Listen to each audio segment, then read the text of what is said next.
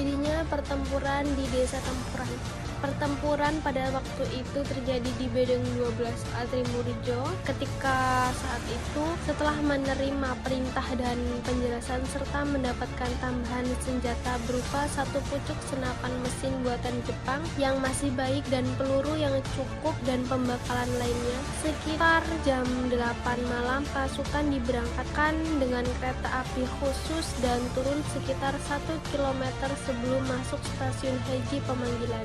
Sekitar jam 12, Ahmad Bursyah dan pasukan tiba di Haji Pemanggilan bertemu dengan Kapten Supomo beserta perwira-perwiranya, antara lain ada Letnan Barmo Atmojo, Letnan Masno Asmono, dan lain sebagainya. Setelah mendapatkan penjelasan dari Kapten Supomo mengenai situasi di Bekri dan kemungkinan kedudukan musuh, maka di bawah lindungan hujan yang cukup lebat, sekitar jam setengah 1 malam, pasukan meneruskan perjalanan untuk menyerang dan merebut kembali Bekri dari tangan musuh. Jadi ketika itu agresi militer Belanda II di Desa Tempuran, sebelumnya itu Belanda juga menduduki kota Bekri yang ingin mengambil alih kekuasaan Bekri. Dari hasil penyelidikan dan interogasi dengan penduduk yang dapat dipercaya, kekuatan musuh sekitar 24 orang dan bertempat di bekas rumah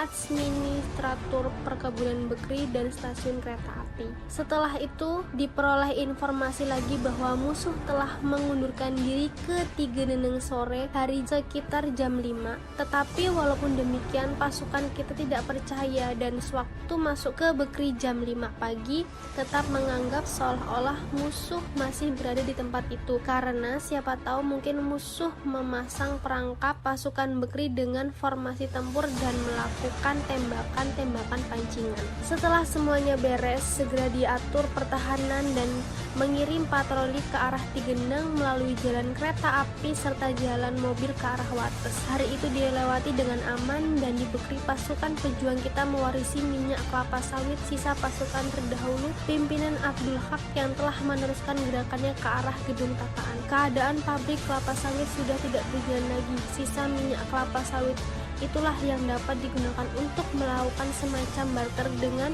beras, ayam, sayur-sayur, rokok, terutama rakyat yang datang dari daerah metro. Selama di Bekri, pasukan melakukan kegiatan-kegiatan sesuai dengan perintah Komandan Front Utara Kapten Nurdin, yaitu menebangi pohon-pohon di sepanjang jalan, mobil, dan kereta api, melakukan serangan-serangan ke Tigeneneng, menembaki musuh yang akan membersihkan jalan-jalan dengan maksud untuk mengalahkan musuh dan menghambat gerak musuh. Pasukan tidak perlu bertempur secara frontal melawan musuh karena keadaan tidak mendukung.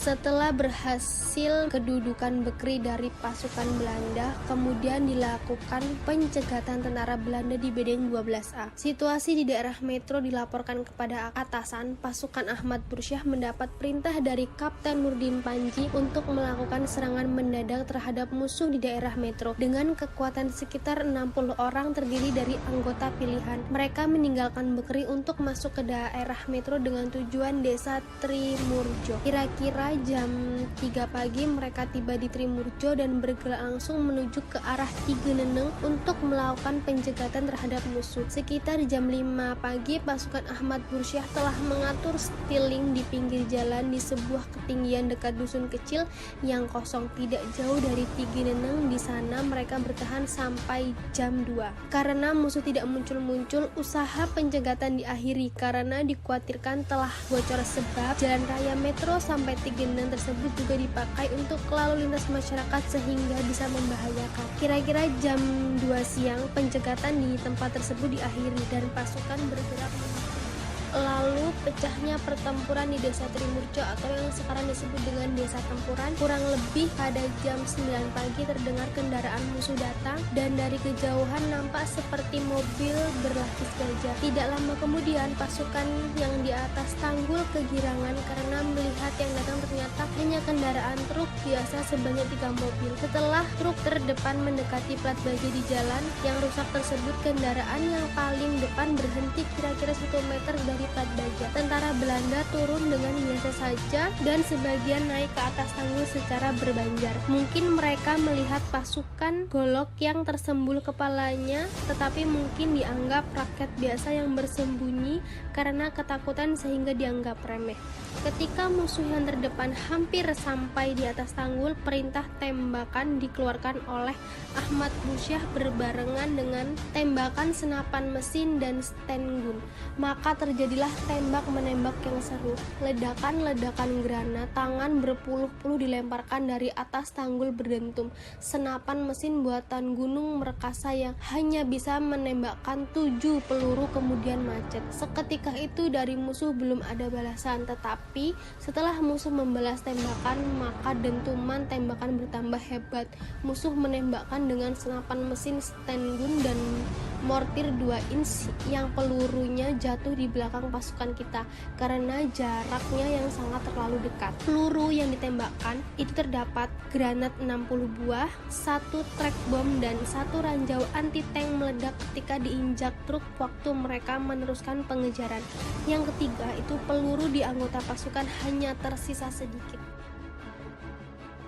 Begitu besar keikutsertaan rakyat dalam pertempuran tanggal 2 Februari 1949 di Bedeng 12A, dan sejak peristiwa tersebut Bedeng 12A lebih dikenal dengan Desa Tempuran. Sebagai pernyataan akan peristiwa 2 Februari 1949 dan sekaligus sebagai penghargaan terhadap rakyat setempat, maka di Bedeng 12A itu di tepi jalan didirikan tugu yang bermuka 3 dengan tulisan sisi depan Proklamasi Kemerdekaan Republik Indonesia pada tanggal 17 Agustus 1945, sisi kedua Pertumpahan Darah Februari 1949 jam 9 sampai jam 11, sisi ketiga kanan Yayasan Desa Tempuran.